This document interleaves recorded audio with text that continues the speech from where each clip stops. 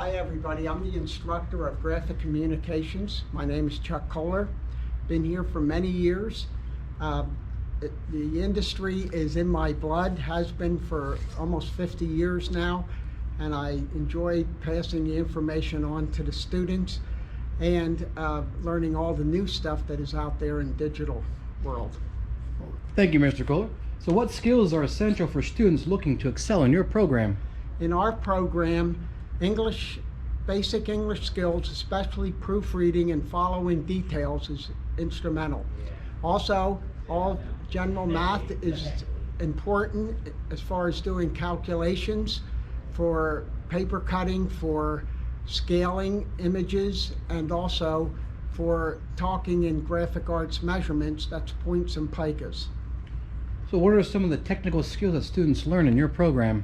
We go through graphic design, which is learning all the Adobe products as far as Photoshop, Illustrator, and InDesign. We use those three programs just like all the other industries dealing with graphics arts in the country.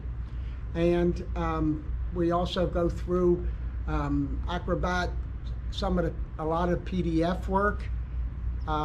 Primarily those are the computer programs. The technical skills are, we tend to spend a lot of time troubleshooting things, especially on the equipment that I'll show you in a minute.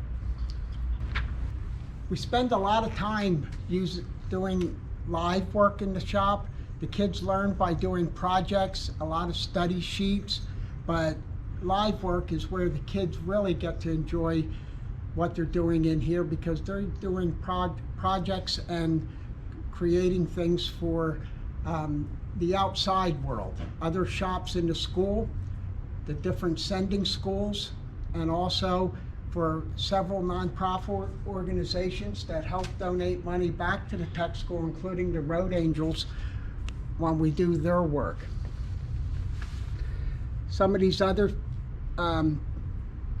projects have been Student of the Month posters, and we also deal with a lot of the maintenance stuff like the maps and so on that they need. This is our bindery department, and it's where we finish jobs.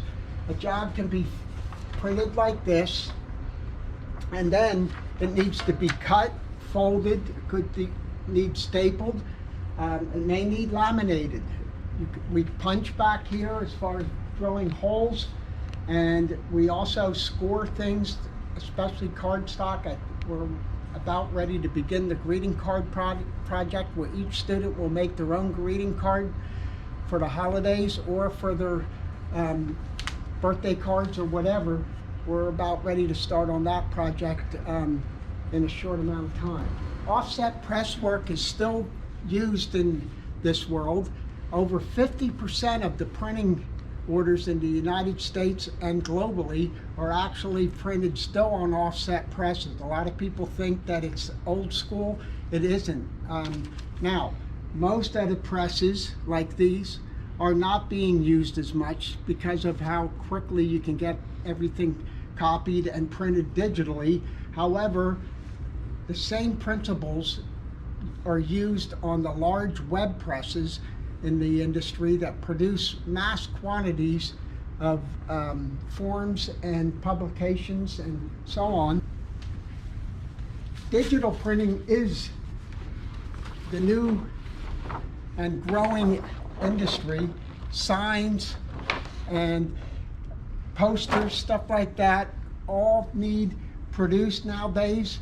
We did a mass quantity for this summer for all the COVID posters, but we also print a lot of the projects for the school. We do a first honors display each and every quarter that takes about 10 to 12 of these posters to create the actual display.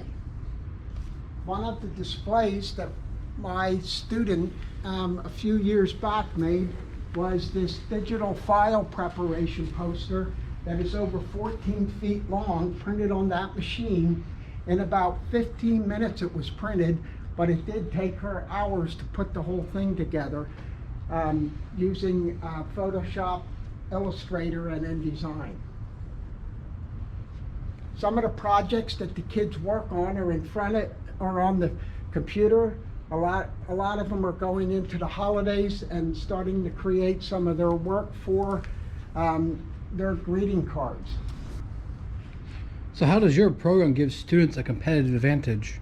What they do is most of the kids will come in for the graphic design portion of it, and then they'll get hooked on all the other equipment in the shop because they enjoy watching it work, try to work with it, and they tend to like seeing how the whole product carries through from conception in our area over here in graphic design all the way through to the finished product. So do your students typically go right into the workforce, or do they continue on with their education? It's about 50-50. A lot of the kids do go into the printing shops. There's a lot of smaller shops in the area, but a lot of the kids over the last few years, last 10 to 12 years have been going to Donley.